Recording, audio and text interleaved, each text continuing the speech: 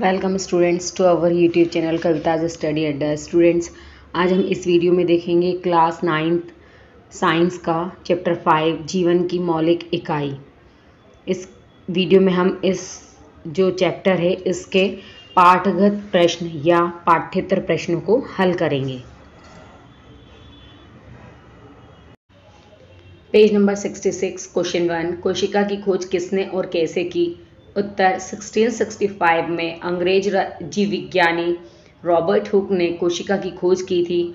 उन्होंने कोशिका को कॉर्क की पतली काट में अनगढ़ सूक्ष्मदर्शी अर्थात इम्प्रॉपर सूक्ष्मदर्शी की सहायता से देखा था।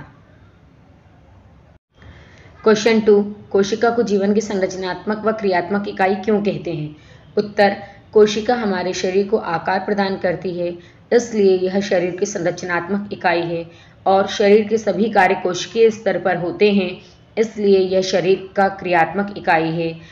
जो कोशिका होती है वह ऊतकों का निर्माण करती है और ऊतक मिलकर अंग का निर्माण करते हैं, इसलिए भी कोशिका को संरचनात्मक इकाई कहा जाता है।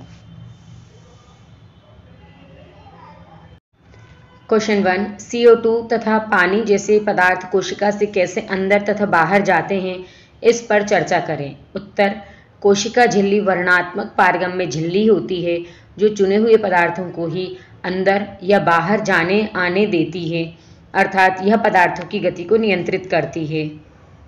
CO2 की गति। CO2 अर्थात कार्बन डाइऑक्साइड कोशिकाओं के अंदर उच्च सांद्रता में विद्यमान रहती है, क्योंकि कोशिकीय श्वसन के दौरान CO2 का निर्माण होता है।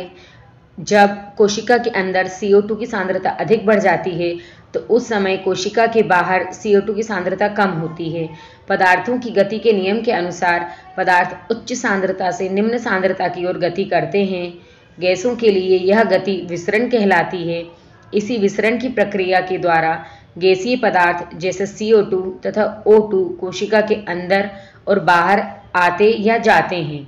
चूंकि जब कोशिका के अंदर CO2 की सांद्रता अधिक बढ़ जाती है तो वह बाहर आ जाती है, और जब O2 की सांद्रता बाहर बढ़ जाती है तो वह कोशिका के अंदर चले जाती है।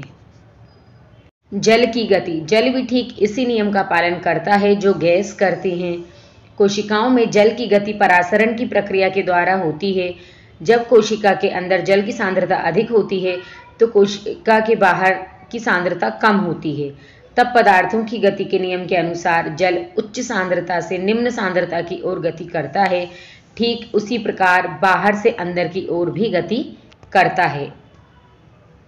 सेकंड क्वेश्चन, प्लाज्मा झिल्ली को वर्णात्मक पारगम्य झिल्ली क्यों कहते हैं? उत्तर, प्लाज्मा झिल्ली कुछ चुने हुए पदार्थों को ही अंदर या बाहर जाने देती है तथा अन्य पदार्थों की गति को रोकती है, इसलिए कोशिका झिल्ली को वर्णात्मक पारगम्य झिल्ली भी कहते हैं। कुछ चुने हुए पदार्थ जैसे कार्बन डाइऑक्साइड अर्थात CO2 तथा ऑक्सीजन अर्थात O2 कोशिका झिल्ली के आर पार विसरण प्रक्रिया द्वारा आ जा सकते हैं। पेज नंबर 70, क्वेश्चन 1, क्या अब आप निम्नलिखित तालिका में दिए गए रिक्त स्थानों को भर सकते हैं जिससे कि प्रोकैरियोटी तथा यूकैरियोटी कोशिकाओं में अंतर स्पष्ट हो सके? उत्तर, प्रोकैरियोटिक कोशिका आकार प्रायः छोटा 1 to 10 mu micron, 1 mu micron equal 10 to the power 6 metre. Eukaryotic कोशिका आकार प्रायः बड़ा 5 to 100 म्यू माइक्रोन। केंद्रकीय क्षेत्र। केंद्रकीय क्षेत्र अस्पष्ट होता है। केंद्रक में केवल क्रोमेटिन पदार्थ होते हैं और ऐसे क्षेत्र को केंद्रकाय कहते हैं। केंद्रकीय क्षेत्र सुस्पष्ट। केंद्रकीय क्षेत्र जो चारों ओर से केंद्रकीय झिल्ली से घिरा रहता है और ऐसे क्षेत्र को केंद्रक कहते हैं। Third, chromosome. एक क्रोमोसोम उपस्थित होता है। क्रोमोसोम एक से अधिक क्रोमोसोम उपस्थित होते हैं।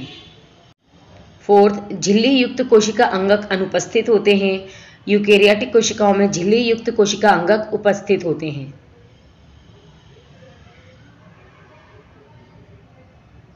पेज नंबर 73, क्वेश्चन 1, क्या आप दो ऐसे अंगकों का नाम बता सकते हैं जिनमें अपना आनुवांशिक पदार्थ होता है? उत्तर, जंतु कोशिका में माइटोकॉन्ड्रिया और पादप कोशिका में प्लास्टिड। मतलब माइटोकॉन्ड्रिया एंड प्लास्टिड ऐसे दो अंगक या ऑर्गेनेल्स हैं जिनमें आनुवांशिक पदार्थ या जेनेटिक मटेरियल उपस्थित होता है। क्वेश्चन 2, यदि किसी कोशिका का संगठन किसी भौतिक अथवा रासायनिक प्रभाव के कारण नष्ट हो जाता है तो क्या होगा? उत्तर, कोशिका जीवन की सबसे महत्वपूर्ण क्रियात्मक और संरचनात्मक इकाई है। जीवन की सभी मूलभूत कार्य कोशिकाओं से ही संपादित होते हैं। यदि किसी कोशिका का संगठन किसी भौतिक या रासायनिक प्रभाव के कारण नष्ट हो जाता है तो कोशिका की जीवन के लिए कार्य करने की क्षमता भी समाप्त हो जाएगी और यह जीवन के लिए उपयोगी अनुरक्षण का कार्य जैसे पोषण, श्वसन, वहन और उत्सर्जन आदि नहीं कर पाएगी। नेक्स्ट क्वेश्चन, लाइसोसोम को आत्मघाती थैली क्यों कहते हैं? उत्तर, कोशिकीय चयापचय अर्थात मेटाबॉलिज्म में व्यवधान के कारण जब कोशिका क्षतिग्रस्त या मृत हो जाती है तो लाइसोसोम फट जाते हैं और इनके शक्तिशाली एंजाइम अपनी ही कोशिका को पाचित कर देते हैं अर्थात खा लेते हैं। इसलिए लाइसोसोम को आत्मघाती थैली या सुसाइडल बैग कहते हैं। नेक्स्ट क्वेश्चन, कोशिका के अंदर प्रोटीन का संश्लेषण कहाँ होता है? कोशिका में प्रोटीन का संश्लेषण राइबोसोम में होता है। तो स्टूडेंट्स, आई होप आपको ये वीडियो पसंद आया होगा। यदि आपको ये वीडियो पसंद आया है तो आप इसको लाइक कर सकते हैं, शेयर कर सकते हैं और इसी प्रकार के अन्य वीडियोस के लिए आप हमारे चैनल को सब्सक्राइब कर सकते हैं। मिलते हैं नेक्स्ट वीडियो में।